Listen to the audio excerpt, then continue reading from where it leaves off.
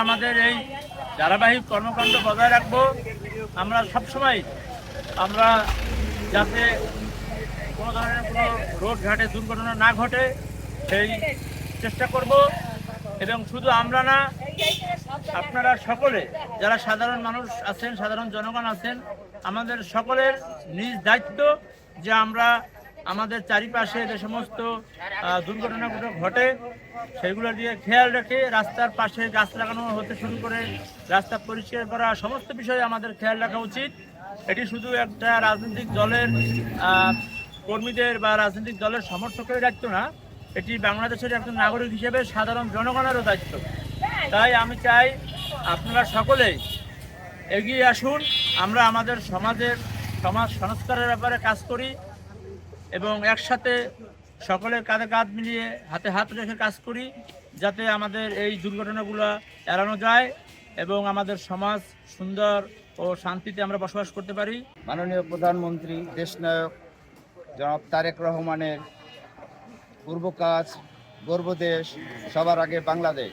আমরা সবাই কাজে বিশ্বাসী।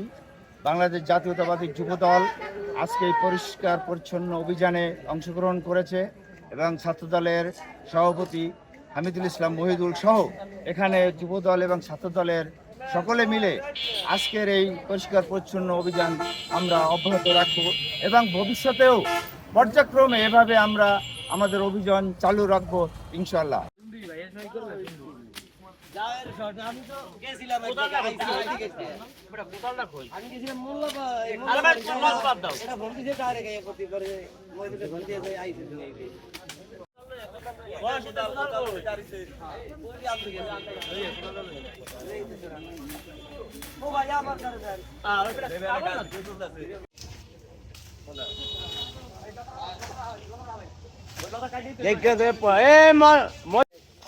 এইটাই মজা হয়ে যায়।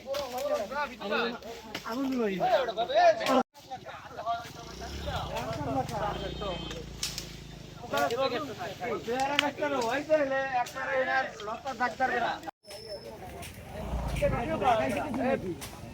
লাগাইছে